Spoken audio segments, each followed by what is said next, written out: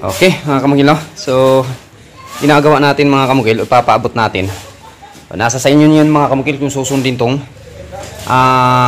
paabot yung video ngayon. Kadalasan kasi sa plano mga kamukil na makikita ko o hinahawakan kong plano, ito papaabot ko sa inyo ang tamang pamamaraan. Although alam to ng karamihan, mga mason, kahit libos nito alam nila, no? Pagka mag-flooring tayo, ito yung mga unang pamamaraan na gagawin natin. Unang-una, kailangan natin magtambak ng mga pantambak na lupa, gaya ng earth fill, no? Tinatawag natin.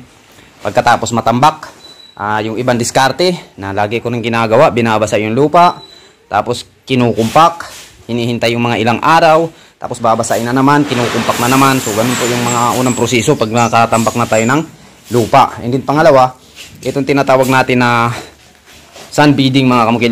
Ito yung nakikita nyo. O ngayon, ang tanong, gaano ba kakapal dapat yung sun beading na itatabo natin dun sa lupang tinatambak una natin, no? Yun yung madalas na mga tanong eh. So sa halos-halos na plano na hawakan ko mga kamukil, laging nire-recommend o nire-require talaga o hinihingi nasa 4 inches yung kapal na itatambak natin na sun beading mga kamukil. Lalo na pagdating sa mga tie beam, no? O, mga tawag nito puting rebar, no? Sa mga poste natin, foundation natin, madalas talaga yung kapal na hiningi doon nasa 4 inches mga kamukil o 10 cm yung laging hinihingi sa plano. So ito rin yung ginagawa namin mga kamukil, no? Nasa mga 4 inches yung kapal ng sun beading na tinatambak namin dito. O hindi naman talaga natin totally mape-perfect, so may mga part dito na bumaba pa siya sa 4 inches, no? Basta yung lagi naming reference dito is nasa 4 inches yung itatambak nating sun beading. O, yan po yung ginagawa ko dito. Pagkatapos padadaanan naman natin ng compactor. So nasa inyo na yan kung magre-renta kayo ng compactor o mano-mano lang. So sa amin dito mano-mano lang mga kamukil. Kasing unang-una, pinatambakan ko muna tong area. Matagal na itong nakatambak yung lupa nito. So, while nagtatrabaho kami dito, sa laging naaapakan namin yon, nababasa ng ulan, natutuyo na naman siya. So isa rin yun sa paraan na makakatulong upang mas lalong mapatibay o mapatigas yung ating lupang tinatambak una dito. So pagka matambakan na namin ng sun beading, ito na yung gagawin namin. Ikukumpak na namin siya ng mano-mano.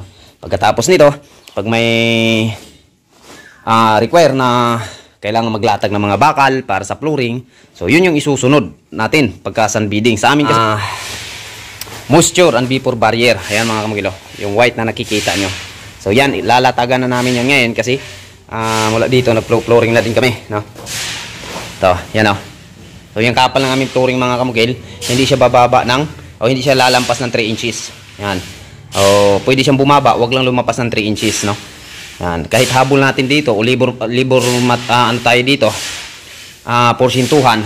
So hindi naman porkit porsintuhan tayo, tamaan natin masyado yung may-ari ng materialis. May target din na budget yung may-ari na talagang matatapos tong bahay, tamang-tama din yung budget niya dito. So kung ganun, ang habol natin is pera lang, sa pansariling atin lang, hindi natin tinitingnan din yung kapakanan ng kliyente natin. Pwedeng yung budget niya, pwedeng kulangin kung gugustuhin ko, no? Pero hindi yun yung habol natin. Okay, patuloy yung ano namin dito pag sun beading mga kamukil. Isa na lang bro, isa. O di ba duha?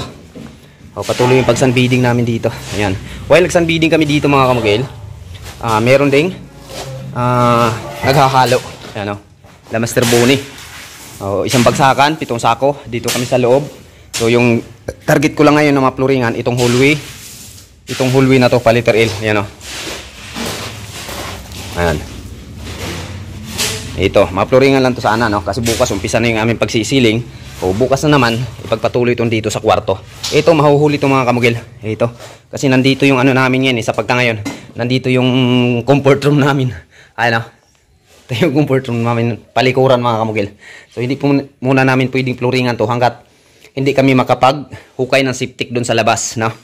So saka lang namin to matatrabaho pagka makapaghukay na kami ng septic sa labas, na iplastar namin lahat ng mga tubo papuntang septic. So saka na, no? So, itong na part dito, huli to na matatrabaho namin, pati pag flooring. Kasi may dating septic tank doon dito mga kamugil eh. Nandito yung septic tank nila. So yung pinakaplano namin ni Sir, yung may-ari dito, titibagin natin yung flooring ng unang septic dito. Tapos, pasipsipan daw nila. Gusto nilang pasipsipan. Tapos, tabunan natin ng graba. Lupa. Pasakan natin ng lupa yung dating septic. Just for in case mga kamukil, o naniniguro lang yung may-ari, na hindi siya kukulaps dito. Yan, no? So, yun yung schedule dito. Okay. So, ngayon, patuloy kami sa paglatag nitong moisture and vapor barrier mga kamugil. Lalatag natin yan papunta dito. Ayan. So lahat to ng flooring mga kamugil, meron tayong nilalagay yung ganyan. Ayan. Okay. So yan lang mga kamugil, laging tandaan na. Dapat, lalo na sa mga tie beam, footing rebar, mga foundation natin, laging hinihingi sa plano na lagi kong mahahawakan, nasa 10 cm o 4 inches mga kamugil. Yun laging nasa plano, no? Depende na yan sa inyo kung susundin niyo. Sa akin din kasi pagdating sa footing rebar, iba niyo yung estilo namin. May video na ako dyan, hanapin nyo na lang. Hindi ako gumamit ng ano mga kamugil. Hindi ko ginagamit yung methodology na sun beading, no? Doon sa foundation natin. Nagpo-flooring kaagad ako ng lampas 4 inches. Minimum ko mga kamugil 4 inches yung kapal niya.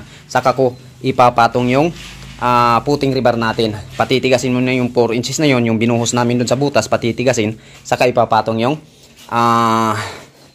footing rebar natin. Kasi pag mag-sunbeading kasi tayo mga kamugil, may tendency pa na yung tubig sa ilalim dun magpipinitrit sa ilalim. Aakyatin yung bakal, yung pinaka-footing rebar natin.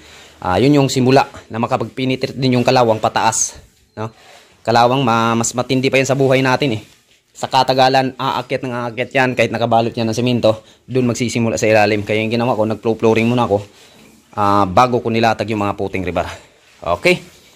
Thank you mga kamugil, yan lang yung mapapaabot namin video. Mamaya update pa tayo mga kamugil kung hanggang saan yung itong pag-flooring namin. Isang bagsakan na lang yon. Pagkatapos nun, relax na kami. Yan. Thank you.